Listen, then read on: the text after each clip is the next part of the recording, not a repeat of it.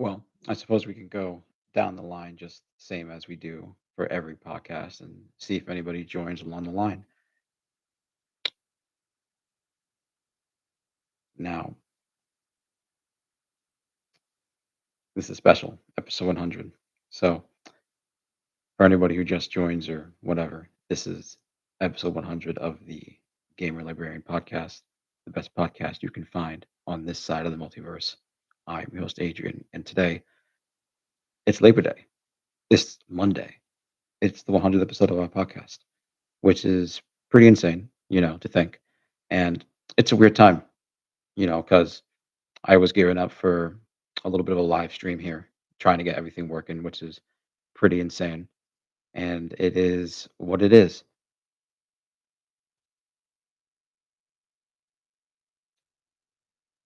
We have game announcements, games coming up, games I'm still in the middle of, which is pretty wild. So where do we start? Where do we start? Well, we're gonna be doing live episodes probably every Monday now. Every Monday at least for the duration of the recording. See if anyone joins, see who pops in. It'll be nice. And something special that we'll have later on is we'll have podcast music, something which will be interesting to integrate here. Don't know how that's going to work. It's going to be pretty fun.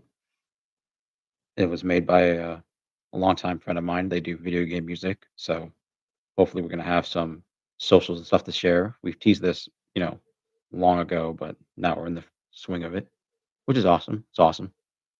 Now, don't necessarily know how well this is being recorded, but we'll see. We'll see.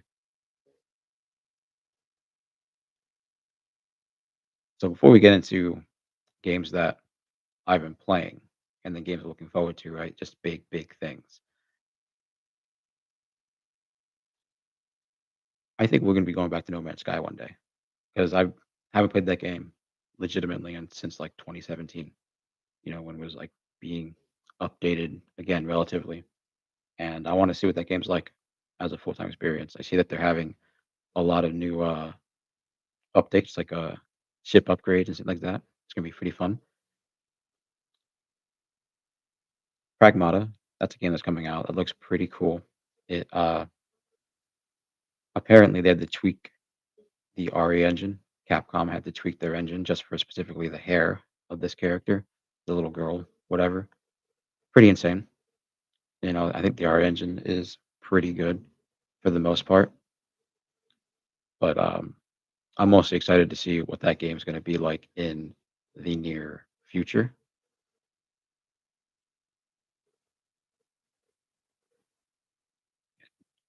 Notifications. It's Discord telling me about Demon Slayer, which is amazing. I don't really like Demon Slayer. PlayStation is going to be giving us a state of play on the 007 game, which I'm not necessarily super keen on, but I'm interested in seeing how maybe it takes more inspiration from Hitman rather than being like authentic to the 007 original game because that's what it seems like. But I feel like they might be adding a little more depth to those levels at the very least. It does look very nice, but it's not a game that I'm super specifically keen on. But I think it's gonna be cool. Um, I don't know if any other state of plays that's gonna be happening. I don't think they do any of the state of plays except for maybe like a November one. Yotai is gonna come out, so I don't think they're gonna be doing that one. So probably Game Awards and maybe Tokyo Game Show. We might get some Sony stuff, but Sony's pretty tight-lipped on everything, everything, which is insane. Apparently, there's been leaked footage of the Battlefield 6 Battle Royale, which is insane to say, considering I played that game and the maps right there seem okay, but in terms of a battle royale, I I feel like they might be needing like 100 players, just to make that even seem viable. I'm not sure what like the standard for battle royales are in terms of like their player cap. I think they could probably stretch up to 100. But I wonder if they're gonna have, like, those maps be integrated or if it's gonna be their own map. I haven't seen the footage. I don't necessarily care, but it's most likely gonna be a day one purchase, but we're gonna see. Another little conference we're gonna be having is Kojima just announced, like, today, is their future projects event that will be, held, I think, the 23rd, and they'll be showing off a game like Ode, apparently, which is what they teased for Microsoft, like, long ago, a little bit after the Death Stranding 2 announcement, which is pretty odd considering that you're announcing 2 games. See, like, that to me is just, like, priorities, resources. It's just like but Death Stranding was good, was a fun game, and considering it was a sequel to a, previous game, didn't necessarily adapt in the same way that you kinda might think. I thought Death Stranding could have gone a, multiplayer type vibe, which would've been pretty cool, to have, like, people on the map rather than just, like, Sam yelling and the echoing come back. So, now that we covered at least a small bit of little gaming news that, you know, I try to gather every now and again, games that I am playing, and games that I'm playing would include things like the Helldivers ODST update, which I have downloaded, and I just haven't gotten to play it yet because I'm waiting on the boys to hit me back. It's gonna be fun. I think that crossover is really, really cool, especially considering it's entirely based around the purchasableness of it on Sony consoles, PS4 and PS5, I imagine, both of them, because everything that's on PS5 is also on PS4, which is insane. Now, Helldivers is cool, and I think that the Halo collaboration is cool. But there's another Xbox franchise that to me just hasn't really been given the treatment that I think it deserves. And Gears of War is one of them. Gears of War is one where like to me it's better than Halo, just because it's at the very least a more fun experience. Like I just prefer playing it compared to Halo. I always go back to it and I can still dominate those multiplayer ranks whenever I do on the original servers. I don't know about these new ones. The Gears 1 Ultimate Edition, and now we have the Gears 1 Reloaded. Like to me, that's bullshit. Why is there no Gears of War Phoenix Collection? I call trash on that. I dislike that. That there's no Phoenix Collection. That there's no love for the entirety of Gears of War. Just Gears of One, and especially like your games are on Game Pass. Like I get like you're remaking that shit for just Sony fans, but why not just go the extra mile and just put the whole thing in like at least some updatable collection where like every character skin just works on these new revamped maps in these worlds, or like the guns and those things like that, and just some Years of War Infinite Edition. That's all I gotta say. To me, it's just like these aren't the types of games that should be calling themselves collections or infinite or anything if they're missing content from things in the past. To me, that's insane. I think it's insane that we have like Halo Infinite doesn't have all the Halo maps, doesn't have all the Halo guns, or that it exists at all, considering Halo Master Chief Collection exists, right? And Gears to me is just better than Halo. It's just better than Halo. I like playing it more, and I want to see it get the love it deserves. So it needs like a real collection, not even like just a remake, remaster, just a collection of the first 3 games, even include 4, because that's like a Phoenix game, I guess. The 5th game is like the girlfriend, Kate or whatever her name is. That's it. Now, we mentioned it a little bit ago. Kojima, Death Stranding, he's on a whole type of wave with some of his games. And recently, a remake of one of his beloved games has come out.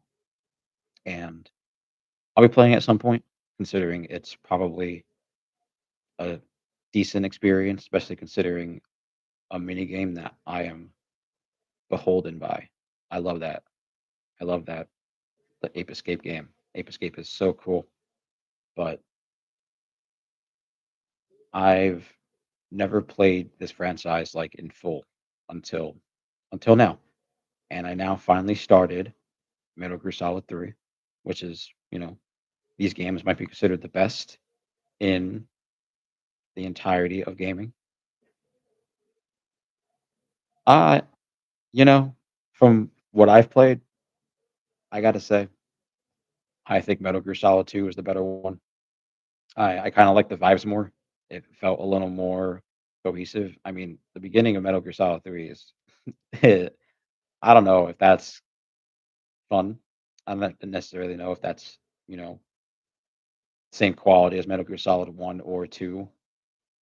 It's definitely weird the way the game is presented to you in this way because Snake gets his, butt handed to him twice, a little more than twice, kind of. And some of it's cool. The killing Ocelot kind of vibe was awesome. But I think Metal Gear Solid 2 felt like a more, solid experience. And then Metal Gear Solid 1 was just like, that felt more like the original Metal Gear than any of them, right? Because we played through the MGSX or whatever it's called, uh, original like arcadey type games. And yeah, it's definitely been of time experiencing those games for the master collection that they have, at least on there. We're not doing original hardware. We're not doing ROMs. It's like PS5 collection, which is cool. And it's definitely fun being able to experience these games front to back for the first time. It's awesome, really. Now, eventually, we will be doing Metal Gear Solid 4. I'm excited. Whenever Metal Gear Solid 3 is done for us, we'll be doing an attempt to be playing Metal Gear Solid 4 because, you know, I don't know if we're ever going to get a remaster of that. I mean, that's pretty insane. If I don't know if that's ever going to be in the cards for the Volume 2 collection. That's really what we're waiting on, but I'm tired of waiting. And if I have to pirate Metal Gear Solid 4 to play it, I will probably just have to do it, even if like 'cause I don't want to play 5. I I played a little bit of 5 already, and even to me, 5 was like, this isn't even the like the other Metal Gears. I didn't beat 5. I played like the first level, and to me, like doing the first level and their levels, it's not even like a open exploration type espionage thing. Maybe we'll experience it, but that 5 is the as far as we'll get in terms of the recent Metal Gear playthroughs. Maybe not the spin-offs or anything, but it would be cool to play 5 from start to finish with full context of what's considered the mainline titles, which would be really cool. So, talked about a lot of things that I could play right now. A lot of things. A lot of games. However, one of them has only a few days to come out, and that's Silksong. Silksong seems to be the Metroidvania game to really put themselves above the rest. And I think that's only if Team Cherry did one of two things. One of them being the better option. One, they could have just made Team Cherry's magnum opus sequel very similar to the first Hollow Knight. You know what I mean? They could have made it from start to finish relatively the same beat, where like you have your character, you start out in this brand new adventurous world, and you go through a lot of the type of not really areas, but maybe just like video game beats where it's just like you're collecting these like the badges, let's call them badges for what they're called, the notches or whatever, and a few ability upgrades along with the map upgrading and then the currency stuff, all the little secrets and things that come with the Metroidvania games. And to me, I think that they don't have a boss like rush mode like they did in the previous one. It won't even be nearly as good. But I feel like everything that we saw in the first game will be there. Everything we saw in the first game will be there with a lot of added accoutrements. Now, I did stand on the fact that it was going to be a co-op game. I just kind of thought that would have been cool for the, you know, thought of it because when we first saw it, it seemed like they had a lot of of it thought out, especially with the gameplay, the way that Hornet moved. I mean, considering she was a boss in the first game is pretty insane. But then they announced that it's not going to be part of the first game. It's going to have its own sequel. And that's the thing, right? To me, if it was just going to be in a DLC where you just play as Hornet in the first game, then you do the first game as her and you can do her fight instead, or was it going to be like a whole new area with her own stuff, kind of like a side story? But for the expansion, you kind of feel like it would be the same thing, but a sequel comes with a lot of different expectations. And Team Cherry's been very tight-lipped on what this experience could be. And we've had a lot of various Metroidvania type games that have come out. I don't know about recently, but of all time. And from my knowledge, Team Cherry never really experienced Dark Souls until like the very end of Hollow Knight's development. Whether that's the first iteration of it or the last like DLC, I'm not really sure. But to be the sequel needs to like put things over the top and not usually just be something where it's like, oh, it just feels like more of the same. You know what I mean? We have games like Metroid Dread, where Metroid Dread has a creature that stalks you the whole time. You know, not in certain areas, but in a lot of various areas, it will hunt you down. Things like that I think is very cool. That's something that I really liked for Metroidvanias.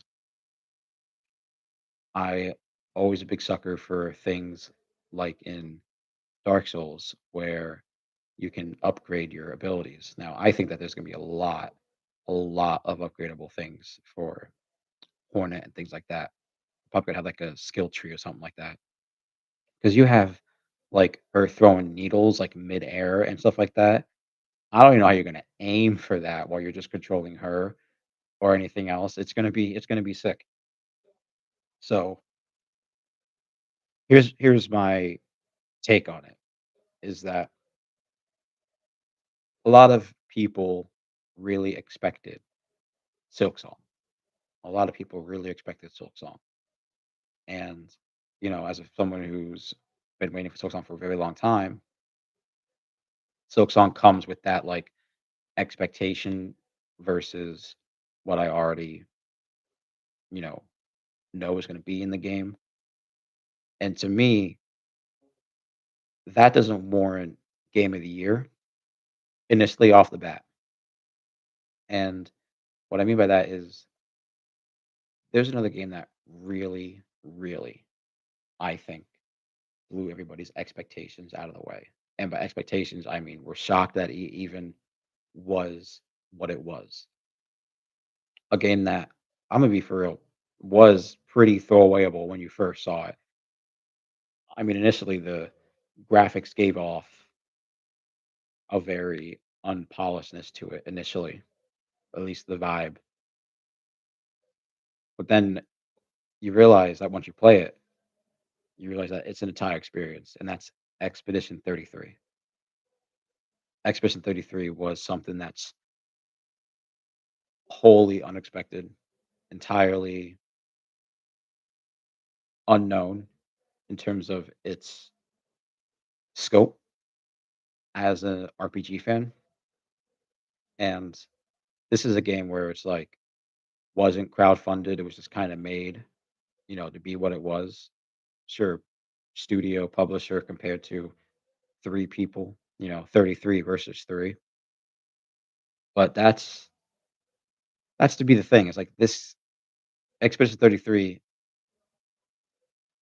was unexpected, was very unexpected in terms of what it was, what it had to offer, and the fact that it was very much like old school RPGs. It accomplished something that necessarily hasn't been done since, maybe Fortnite in terms of a way, and that's, you know, innovation for the RPG genre, but in a different way where like it's not innovative for the be a parry mechanic, but it is innovative for games that typically don't have parry mechanics, unlike the Mario and Luigi like superstar RPG games where they have parry mechanics. The parry mechanics in this game are very much a part of the gameplay. Like you have to adhere to the rules of that parry.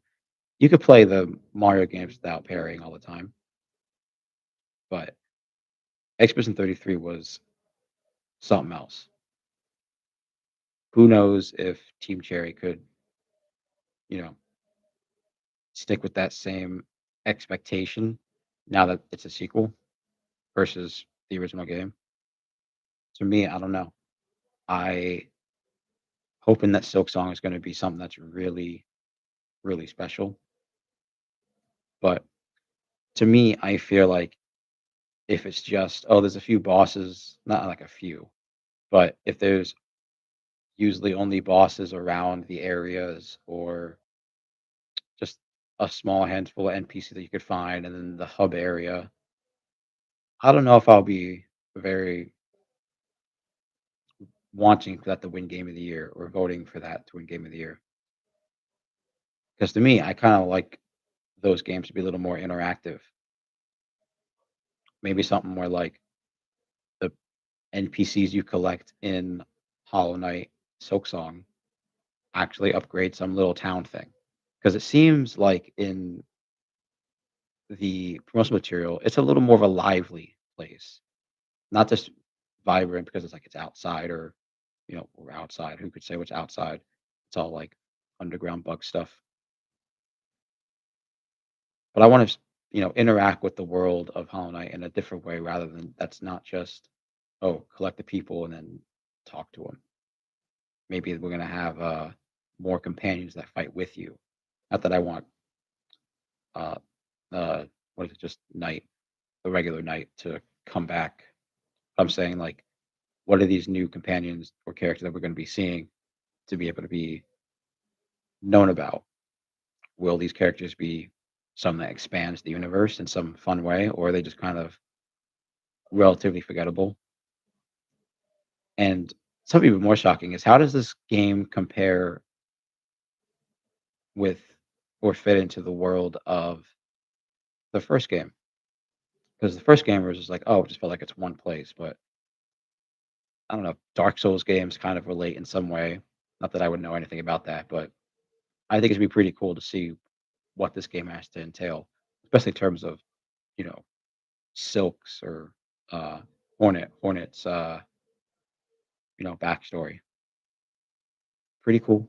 Pretty cool. And then maybe we'll see what they're going to be talking about next. Team Chair. It's going to be pretty crazy. Now we'll try to give a shout out to a sponsor that has been with us for 60 so episodes, and that's Dubby. Dubby is a clean energy drink that is made to give you focus with no crash, jitters, or angst like other energy drinks. They also have no maltodextrin fillers and don't use artificial dyes. W contains vitamins, amino acids, and nootropic, and 150 milligrams of caffeine. W is an energy drink powder that's produced in FDA registered and inspected facilities in the United States. You can use coupon code Game and Librarian to receive 10% off of orders like drink powders, apparel, portable bottles, stickers, and bags. So shout out to W because W's been, you know, just something I signed up for, and they, send out notices to get free stuff to me, and I think it'd be pretty awesome to give you guys stuff. And I just thought it'd be cool to be having a sponsor for the relativeness of the podcast. Try to have a graphic up or something, fiddle around with this between now and episode 101. So that's gonna be a different era for the podcast now that we reached 100 episodes. Doing the whole live stream thing here first and seeing how that goes. Pretty interesting. Now, gonna try and fix it up, see what's gonna be about. But one of our early episodes is our best episode. It's like 32 or something. That's on the long walk. Just a regular old Stephen King book. Nothing special. It's my best read video. Most likely has something to do with the movie. Certainly. But I'm thinking maybe we're gonna have something more special for 101. Episode 101 will be something that I've been wanting to talk about for a very long time. Something that I think deserves to be a RPG or a comic. I don't think it's a comic, a movie, TV show, something. Talk about it. Get more people buying the books because this is a book series. Definitely not for everybody. Definitely not. But it's something that I enjoy. So it's gonna be pretty sick. And we talk about manga a lot. We've been talking about Chainsaw Man that we got to get back on. We've been doing Dan to Dan. Season 2 is coming out, so probably just gonna rewatch that with Hannah, and then get back to where I was and just be like, all right, done deal. Sadly, no Dragon Ball news, none. Now, it's definitely something to say when Dragon Ball is not being made by the original character anymore, whether or not that's a turn off for fans or not. But a lot of things aren't necessarily being made by the original creators anymore. So who's to say what that would be? But we're talking about a legacy that was, you know, passed down, handed down. So I'm here for the ride. There's a lot of people here who probably take that for granted, being able to enjoy these series and franchises just because. But to me, there's always been somebody that loved something like Dragon Ball or One Piece or Naruto or Metal Gear or Hollow Knight, and they didn't get to make it to the next experience. That to me is something that I take very seriously because I've been there. I thought things like Kingdom Hearts 3 would never come out. Something like Kingdom Hearts 3 would just be, you know, in the uh, gamer hell, game development hell forever, forever. But it came out, and to me, it didn't deliver on necessarily everything that you would have expected, right? For what 12-year-old sequel that came out on next gen hardware, right? But it did have, in my opinion, a good ending. And I was like, all right, no more. No, I don't want no more. It needs to be done, and it'll never be done. Something like that will never be done ever. And you know, people get to experience that forever. But there are people who don't get to experience things like Dragon Ball or things like Silksong or Dragon Ball Super and Silksong anymore. Just because, they're just not here. They passed. And to me that's pretty sad. So I try to experience these things as soon as possible as I can, as frequently as I can. Things like One Piece. One Piece comes out, I try to read it because there's a lot of One Piece fans who aren't with us and won't find out what the One Piece is, whether it's a hoarded treasure or if it's just a picture of your friends on a pirate ship going on adventures, right?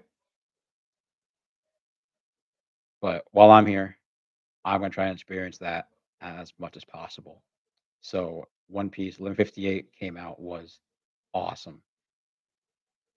We got to see a little bit of the origins of the Rocks versus Herald fight and something spectacular. Shanks and Shamrock are twins, Shamrock being some god knight. And we're finding a lot about Shanks. Shank plays a lot into the story. Just that he's interweaved a lot into the background, which is awesome. So yeah, to me, things like One Piece, it's just fun talking about as they come out. And we talk about things about like Berserk, Dan the Dan, and eventually maybe Dragon Ball Super when that comes back. But as we wrap up, we're gonna be talking about a few last things here. Started watching Ironheart, just the first episode, only because I watched Thunderbolts, which was surprisingly good. Thunderbolts was surprisingly good. I enjoyed it. Now, Ironheart's a different story. It's just a little basic, in my opinion, but there's no like signs of it getting better or interesting or intriguing. So probably gonna drop it. Thunderbolts has, I think, a distant potential for its sequel or something like that, but probably not gonna get that. Now, the only real show that I'm still excited for is Aliens, Alien Earth. That's coming out, episode 5 in about 2 days. That's gonna be good. And then we have Town of Derry or whatever it's called in October. That's gonna be a really cool show to talk about, considering it's like an origin to it. Maybe we'll read it here for the podcast. Let's give that a little bit of time to shine, considering that The Long Walk is coming out very, very soon, less than 11 days. I mean, if you haven't, go and watch our episode on The Long Walk and then go read the book and then go watch the movie. That's what you got to do. So we're probably gonna be walking to the theater at the very least whenever that's gonna be coming out, and it's gonna be a very, very fun time. All I see on the Twitter is how good this movie is, and that's it. Confirmation too that we're getting the Girl Who Loved Tom Gordon episode movie adapted, which is going to be pretty sick. Now that's probably my second favorite Stephen King book. Just maybe around The Mist, right? It probably cycles between The Long Walk and The Mist. Those two. So the Girl Who Loved Tom Gordon would probably be like number three, but it's pretty cool to be seeing that these Stephen King titles are getting love. It's pretty nice. Now, next Monday, episode 101 will be something cool, something something interesting. So stay tuned. And if you haven't, like, subscribe, all that stuff will probably be live around 1 o'clock, going on until 45 minutes to an hour, just much as we can. And that's gonna be about it. Peace.